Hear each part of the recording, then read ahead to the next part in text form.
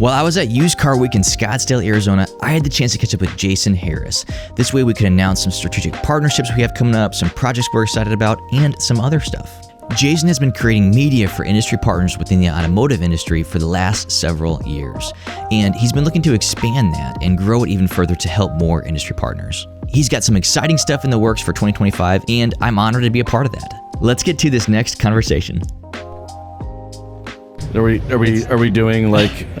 We're doing a soft roll, aren't we? Is this kind of like like an Elon and Rogan thing? Like, did we do some shrooms and can we get some gummies going before we get this thing going? Well, like we're out here like 4 hours later and we're still doing a podcast. We're still going. Cameras turned off 2 hours before, but hey, we don't know what's going on. The batteries died a while ago, right? I don't know how you do a podcast like that. Can you imagine? Like, think of this. So, Donald Trump was just on Joe Rogan. Yeah. Donald Trump sits down with the intention of it being 1 hour, and they go on for three and a half hours. He misses, well, not misses, but he delayed his. He had a rally that night. Yeah. So he delayed his rally because it was a 3-hour podcast. Isn't that nuts? I mean, you're getting on with Rogan. I mean, like, what do you think's going to happen? Yeah, exactly. But I'm just like, who else can execute that? Yeah, no one. Let me get on the camera, high. Yeah. You know, maybe tripping balls because I just did some mushrooms. Yeah. But I'm going to go ahead and do a 4.5 hour. Like, I don't know. I admire the guy. Yeah. So tell me real quick, so why do you think media is so important to not only like to dealers but industry partners within automotive? Because not everybody's doing it correctly between video media, audio media. There's just so many times where we can still raise the bar throughout automotive. Yeah, well, okay, let's start with why they're not doing it correctly. Well, first off, if they're doing it at all. Sure. And then secondly, you know, like, why are they doing it incorrectly, right? And the reason that they typically do it incorrectly is because they're doing it for themselves. That's when we see it get played out, it's, you know, it's like, okay, I'm going to go start a podcast, or I'm going to, as a dealer, I'm going to go make a commercial. And, you know, and all of the content is, look at me. Look how amazing I am. I am so awesome. I mean, think about this. You mean that's why the stereotypical car dealer podcast is, come on down to this place because I'm sitting in front of my building yelling really loud. It just turns into a glorified pitch, right? Sure. And I mean, like, okay, let's play this off in like dealer world. I'll give you for example. And I'll ask you a question. All right. Have you ever seen a dealer run "We're Number 2" campaign? Or like, have you ever seen a Second Baptist Church? Yeah, in the like city? I've actually tried to do it. Right, like I've tried to convince a dealership. I'm like, guys, we're gonna run. All right, we're a number 2 campaign because who doesn't like a good number 2? Yeah. It's never. By the way, if you're out there watching and you want to do that, now, right? Like, yeah. let me. Because who doesn't like a good potty joke too, right? Saleonthebox.com. But it's the same thing even with vendors, right? It's just like we're amazing, we're the best. It's about us. It's like no one wants to consume content like that. All right, it's almost kind of, I don't know, almost slightly disrespectful actually anymore to create content that's not for your audience, because you know audience targeting is so insanely easy today. Sure. It's like, you know, so you're just putting out this like selfish piece of content, all right, that really has no value to the end user, but only to yourself and your ego. So that's so you asked like, where does it go wrong? Yeah, that's where it goes wrong, right? Exactly. Well, even like going back to storytelling, I mean, we've talked about that over and over, probably a million times this last, like, you know, let's say today we've been talking about 1 million times. Yeah, and just a few. People exactly. That's what gets messed up so often, is that especially when you're storytelling, and you're trying to use that in your marketing, I think a lot of people mess that up because they look at the perspective incorrectly. And you nailed it, is they say, we're number 1.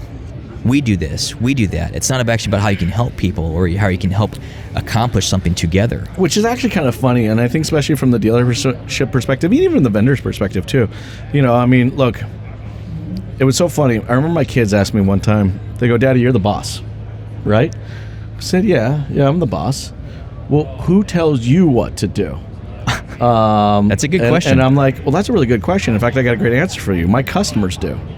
All right? Because at the end of the day, I'm not really the boss. Yeah. All right? The people that are willing to pay me for my services or product, they're my boss. Yeah. All right. And you know what? If I don't connect with them or treat them with respect or provide them value, guess what? They don't do business with me, and I don't have a business to be the quote unquote boss of. Yeah, true.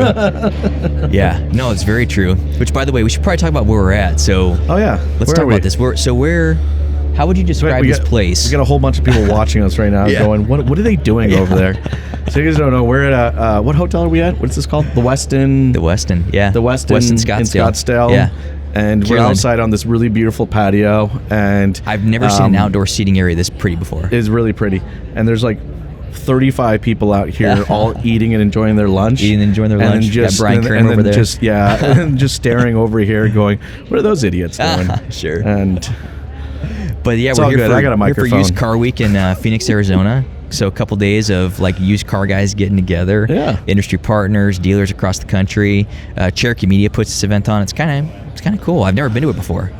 It's bigger than I thought it was going to be. You know what? I love events like this because I love the collaboratives or the opportunity to collaborate. Let me just say that. That doesn't mean it actually happens, but that there's an opportunity for dealers and vendors to come together and really kind of talk about, how they can help each other, right? Yeah, that's right. I think what you see at any type of event like this, and it's probably the biggest benefit, is to create more of a partnership relationship, right? Because I can sit down, we can really understand your objectives and your goals, and just from a service offering or from a product perspective, how can I help you better? For sure.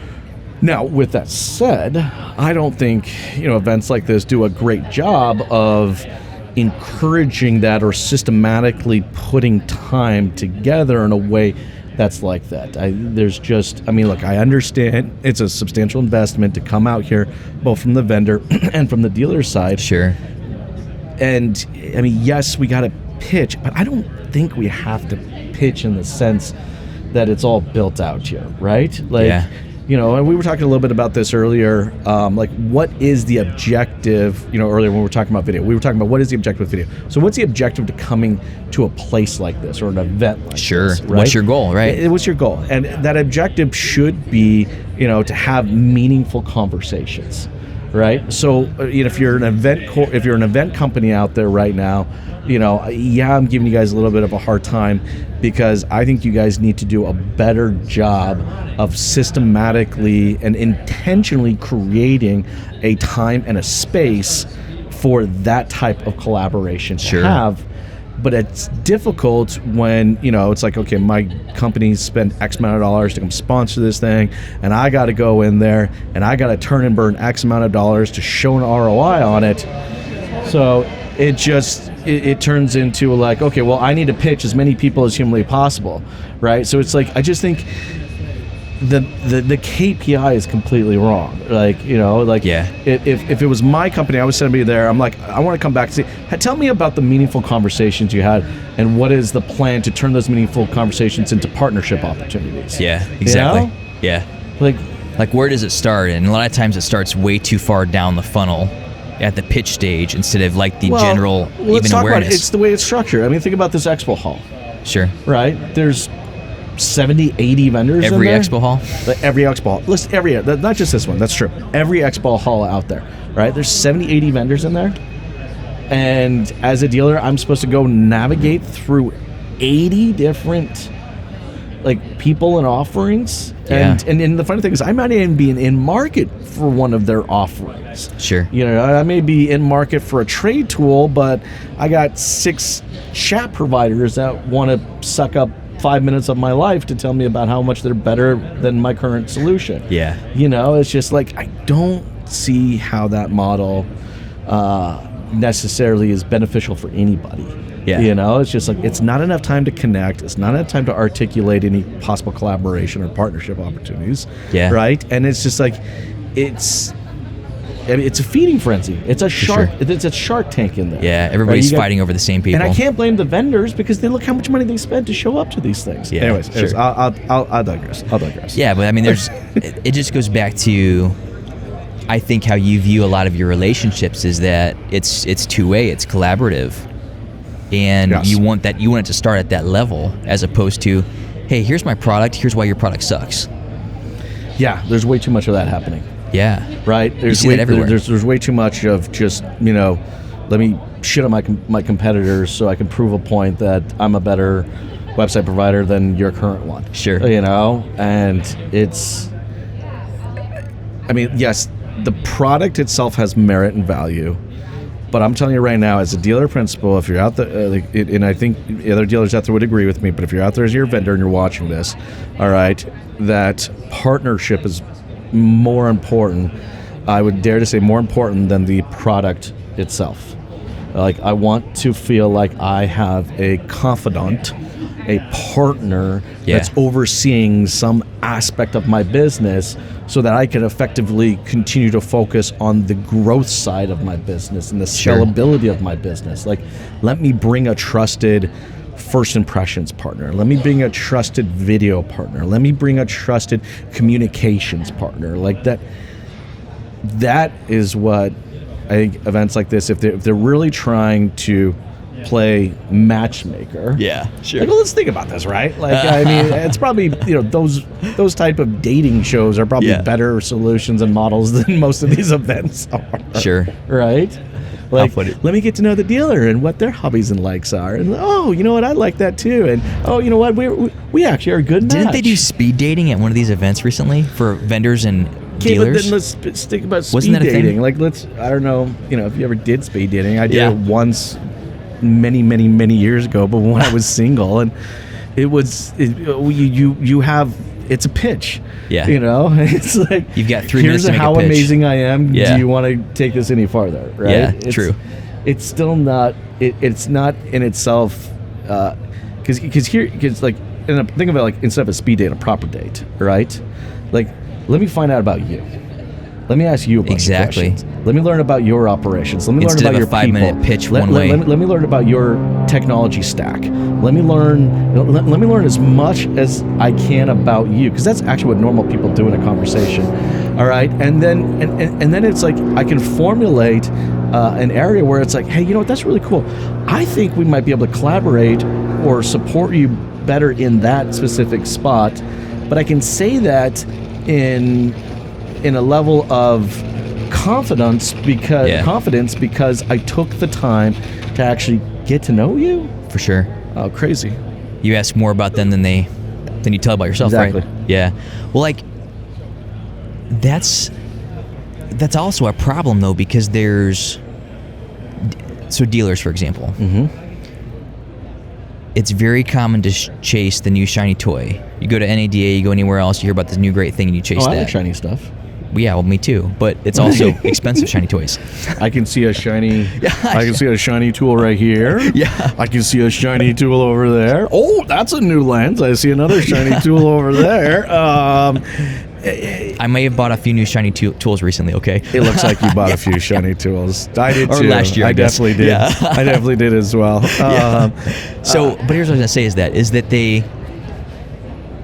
A lot of times, I think that sometimes dealers move a little bit too quick on certain products and tools because they want to find the next thing that's going to solve a problem, but sometimes they move too fast through that. So what advice would you give to a dealer to know if it's the right tool and it's the right solution for them? Because it happens a lot where they get into a tool and they realize, oh, I like the majority of this, but this was actually a bad choice, so now I'm not going to use this tool anymore. Yeah, no. Trying to figure out what this guy over here is doing with this big cart.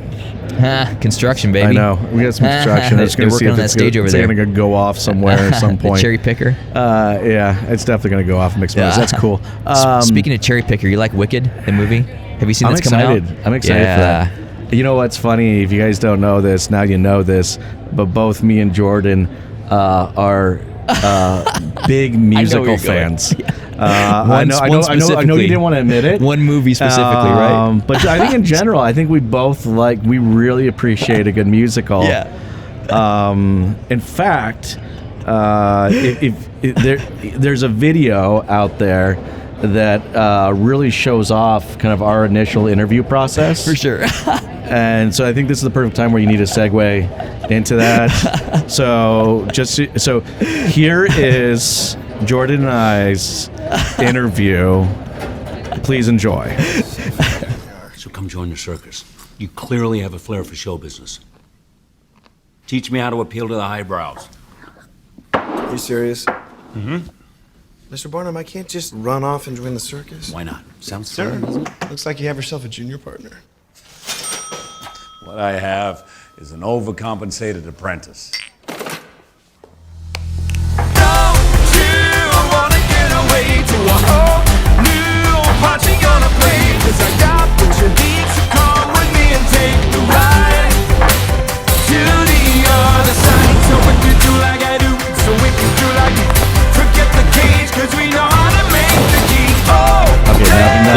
Now they finished watching it. So now that you've watched the video, here's what it means is that a lot of times you might be in an opportunity somewhere and realize that there's actually something greater out there for Yes.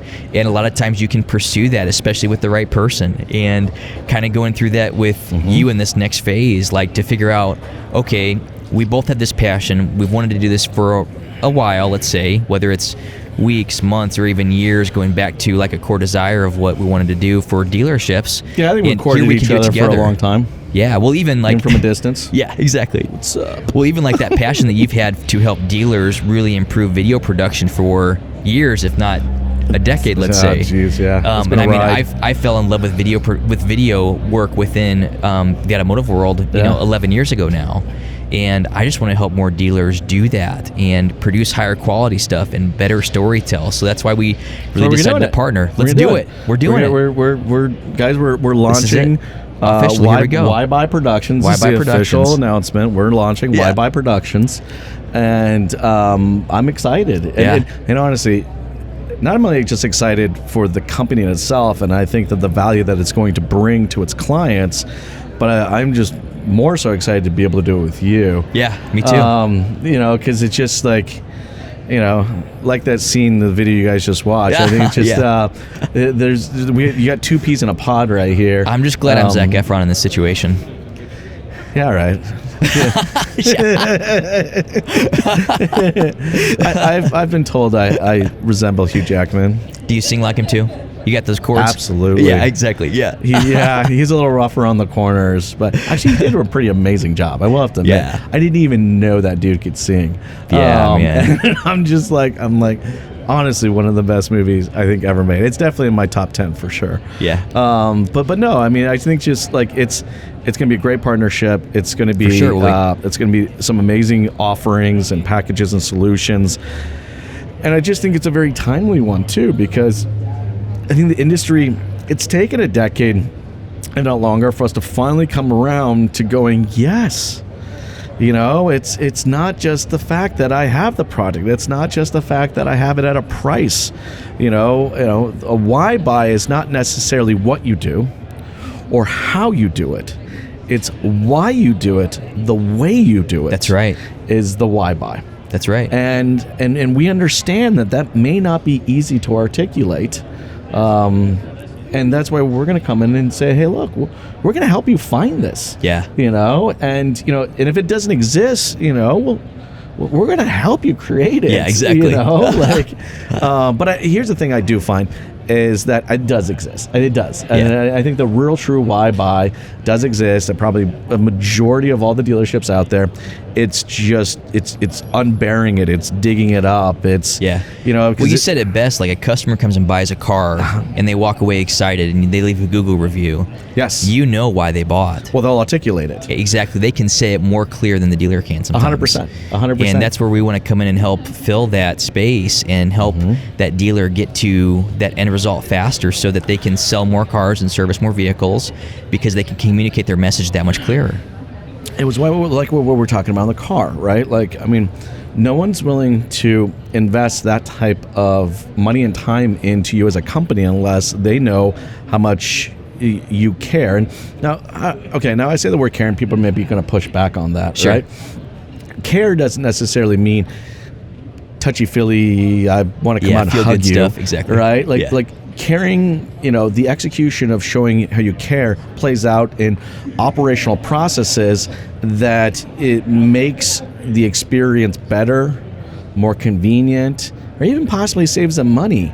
But that's you executing on that is showing how you care. Yeah, exactly. Right? Yeah. We're not gonna come out to your dealership and hold hands and sing Kumbaya, but there might be a package for that. I'd be down for that. Is that an offering? Yeah, it should be. Actually, that one might be free. I'll do that yeah, one. well, actually, I think I agree. Yeah. We should do that one for free. If you want us to come out to your dealership and hold hands and sing Kumbaya, we will do it at no charge. Yeah, exactly.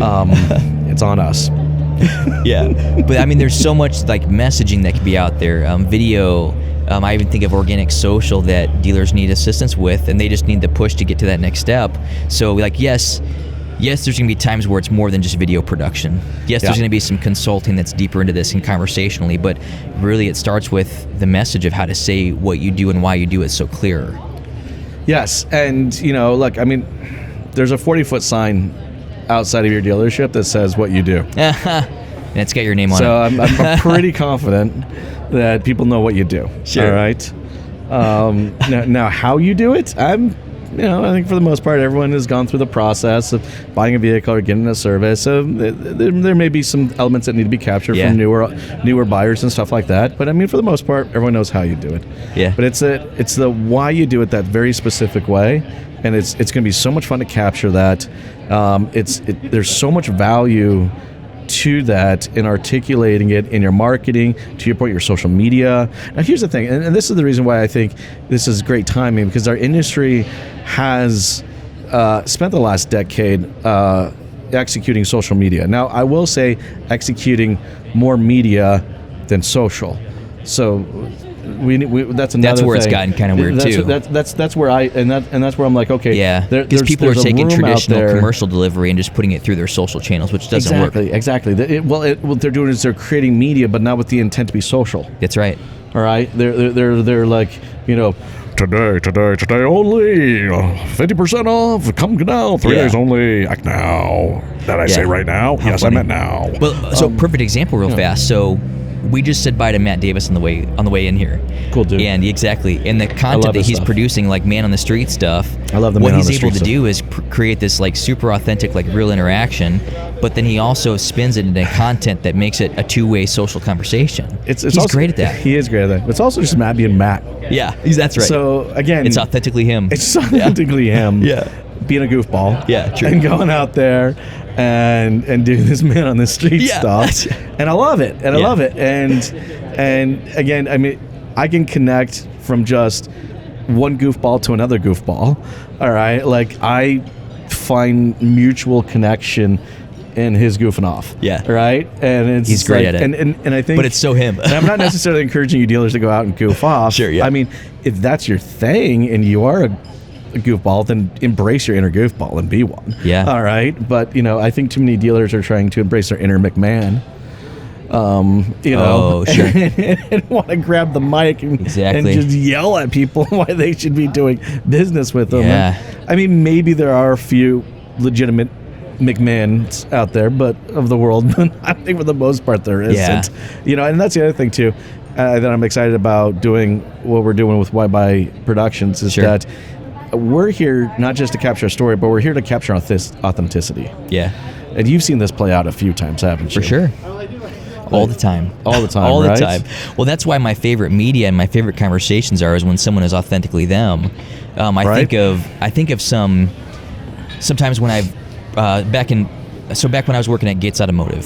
So I did marketing there for them for 4 years between beginning of 2020 and end of 2023. And what I saw over and over was that you would put someone on camera to sit down and do like a branded segment. Yeah. Like, let's just call it a TV commercial. It wasn't a TV commercial, but let's call it that because it's easy to understand that. And an employee, they claim up on camera, and they're not them. And I was like, this is not, like, we can produce something, but this is not what we want to produce. No. And what I found was that if we put them in a situation, like in a podcast conversation, and now you have them talking about the brand as a whole, now all of a sudden this organic conversation, exactly, this organic conversation is actually better media than what that professional, let's say, well-lit studio interview would have been. And that's what we can thank social media for sure. Right? Is either real or not real. Yeah. People are able to portray a persona that you can connect with. Yeah. Online, right now, and I'm sure there are a bunch of amazing influencers out there that are very authentic, and that is why people will connect with them.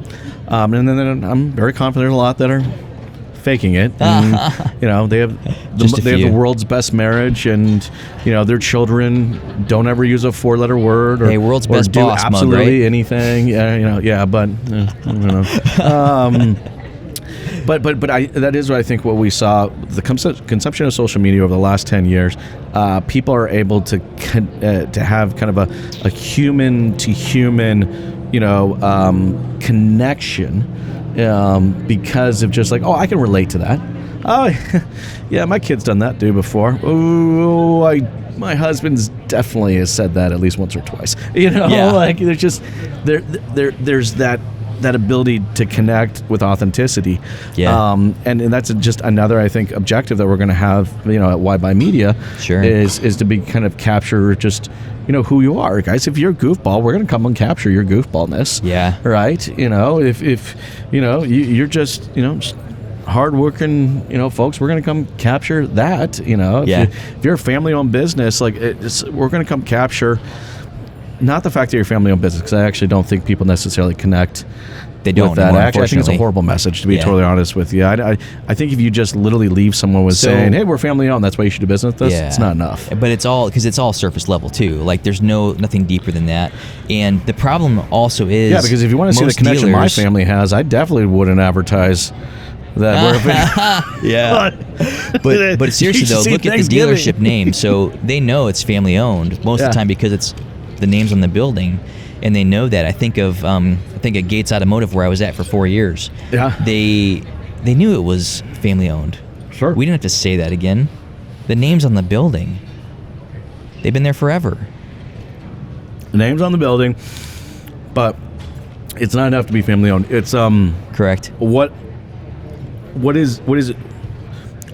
Because you're family owned, why are you doing certain things that you're doing? Correct. All right.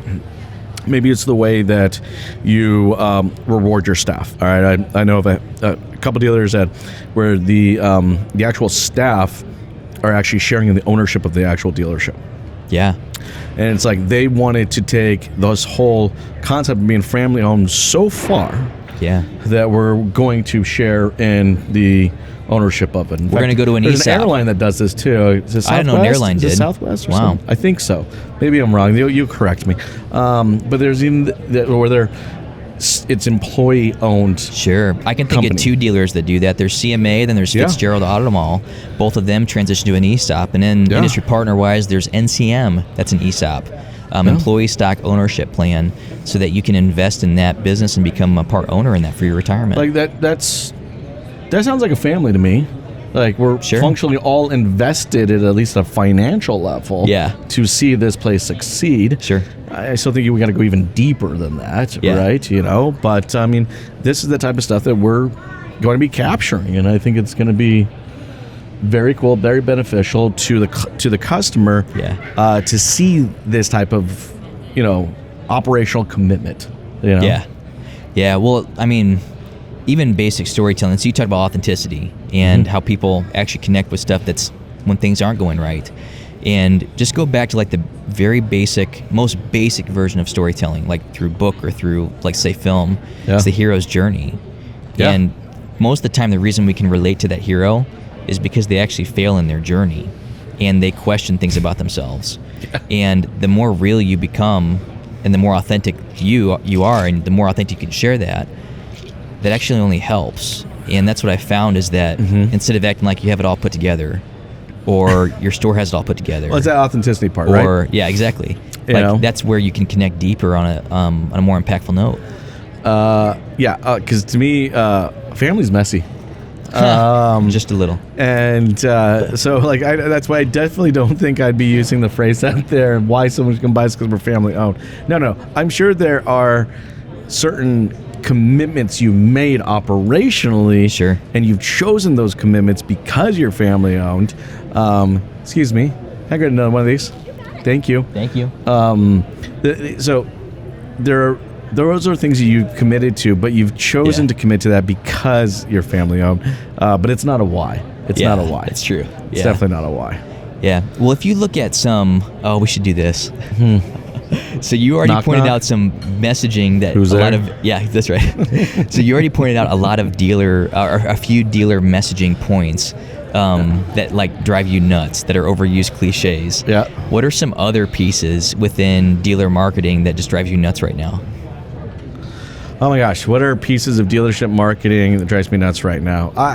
Is not being audience specific. So that is one thing that's really driving me nuts. Yeah. It's just like, it's almost that there's no excuse for you to have for you to run a marketing campaign that's not data driven in some way or form. Sure. You know what I mean? Like, so that drives me nuts.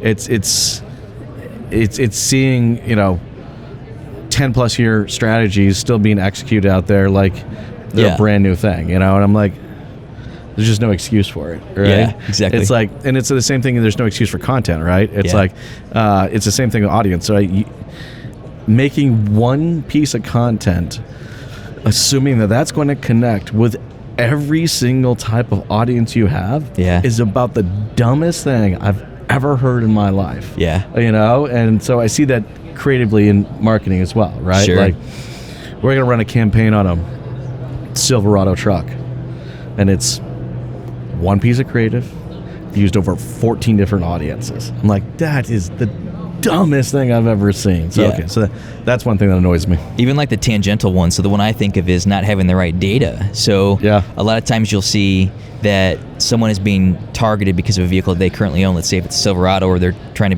get upgraded into another Silverado, and the vehicle that they're talking about that they currently own in a letter, whatever the creative is, or execution wise, is a vehicle that they haven't owned for many, many years, or is 3 or 4 or 5 cars ago. I had.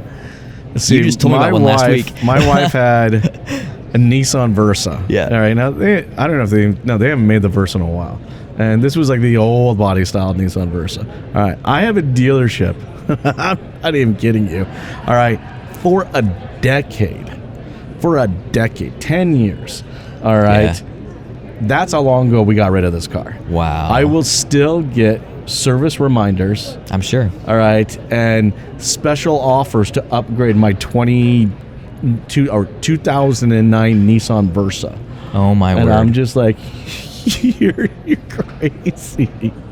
Wow. Like, that's funny thing. We only had the car, I think, for 6 months anyways. Sure. It was one of those like in between things. Just needed transportation real quick. Yeah. Bought this thing. I think I ended up selling it about 6 months later when my son was born. Yeah. And it's just like, I mean, that's how long. Yeah, my son's. Yeah, he's gonna be turning 10, and I'm still now getting. You're still getting that. Yeah, I'm still getting those How crazy, dude! But it's not having that, not necessarily clean data, because there's opportunities for that, but also just making good decisions. Like, you shouldn't be targeting someone on a car they bought 5 or 10 years ago. I can't imagine how much money and energy that's been wasted over the last 10 years to target me for something. I always get a giggle at it. I should probably call him one day and tell him, but I always think it's kind of funny because I'm like, hey, hon, remember we own this? Yeah. These guys do. Yeah. These guys. Well, I'll tell you a dealer you're not going to buy a car from is that one. Yeah, definitely not. Definitely not. Well, okay, so talk about this real fast. You just bought a car. Yeah, I did. Talk about that process. Oh, God. Do we have time? Yeah. We got 3 minutes. Dude. Can you do it in 3 minutes? Okay. I'm just going to tell you. So every few years, all right, I buy another car. And I don't know why I purposely do this to myself. It would be so easy for me to call Jim or Dan or Susan or, and just say, hey, I'm looking for this. Can you send one to my house? Yeah, exactly. And like send the paperwork, make it a deal, but something fair, whatever, right? That'd be really easy for me to do. I don't do that. All right. Every few years, I purposely put myself into a customer journey because I need to intimately understand it. That's right. From beginning to end. Oh shit! It was huff. Like it was atrocious, Jordan. Like I mean, I would love to tell you that there was like some hope, but like 12 so let's make it dealers. Like super easy. So I reach out to 12 dealers. 12 okay. dealers And you bought it already. You already own the car. I'm not asking for a below invoice, guys. I'm just telling you, I use the same line for every single one. Hey, I'm not looking to negotiate. I'm just looking for a fair deal for you, and a good price for myself. That's right. it. Right? So, like, I'm not, the other thing I asked for, so that was one thing I asked for. The only second thing I asked for was to text message me. Because I'm used to it. I don't answer the phone. I practically ever answer the phone. Yeah. And a call turns into, emails, can you come in? Can you come in? Then emails, I get 300 plus emails a day. It's like sure. I don't see them in a timely manner. I don't get to them quick enough. You want to be able to engage. So it's like I want to engage with you, so text message me. So okay, let's just go with that. So 2 requirements. That's it. Sure. First requirement, I don't want to negotiate. Yeah. Second requirement, just text message me. All right. Yeah. Out of 12. Let's go requirement number 1, text message. How many of them you think actually were willing to text message? Oh, man. Is it half? Half. Okay. Half of them were. Half of them were willing to text message me. All right, so that's cool. Sure. All right. And then how of them were willing to not ask me to come in and just give me a fair price? Well, I think I already know the number. Is it 1? 1. Okay, yeah. That's it. Okay. 1. But I already heard the story. Right? Well, it is true. So sure, 1 out of 12 just said, hey, look, this is what I got in the truck. These are the rebates on it. This is what I can do for discounts. This is a little something for me. Are you good with that? And I don't know. I mean, it's not. Was it a home run? No, it wasn't a home run. Was it? Did they lose money? Absolutely not. No, absolutely not. I would never ask a dealer to lose money on a deal at all. Right? So they did exactly what I asked. I said I don't want to negotiate. Exactly. I just want a fair price. All right, for myself, and a good deal for front you. end plus holdback, they still made $4 or $5 grand. Oh, even if they made a couple, I think they probably made $2,500, maybe $3,000 or something like that, right? Sure. I leased it, so was there anything on there? Probably not. But so back then they would have got that too. It was probably $2,500. Sure. But and the reason I only went with 1 because the only one that I didn't have. Here's the funny thing, actually. Now since I go back and think about it, I actually didn't have any other numbers to actually compare that off of. I just took the guy for his word.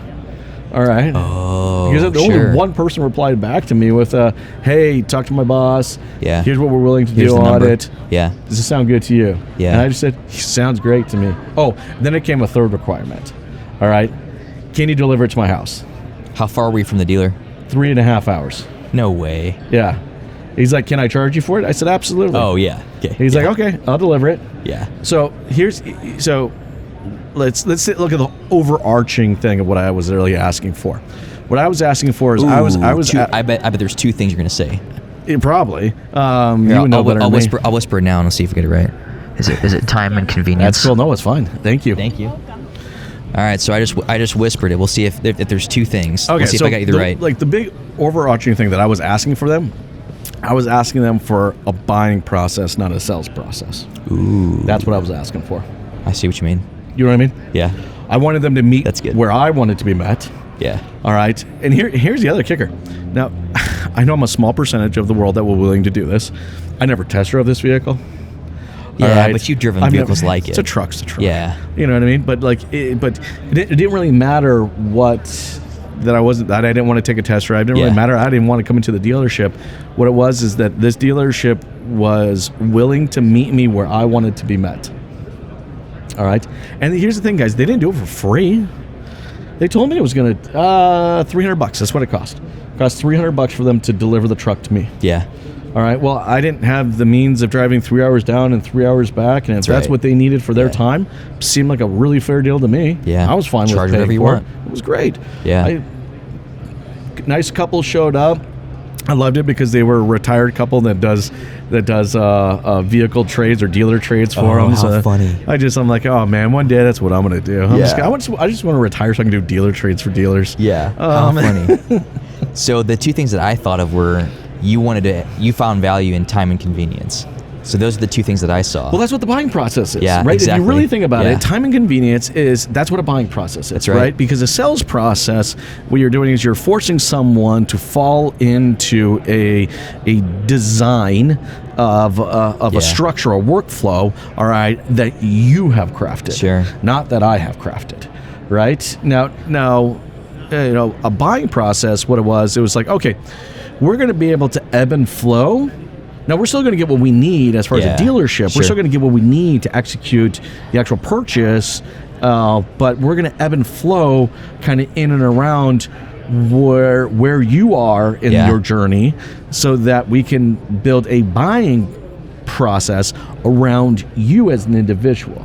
Right? I mean, I'm sure there wasn't and I love that this dealership was willing to do that, because I'm sure there wasn't some template for, hey, I got a guy who's 3.5 hours away. All right, he only wants to be text messaged. All right, he wants me to deliver the truck to him. Like, I'm guarantee you there was no templated process for what the hell I was asking for. Sure.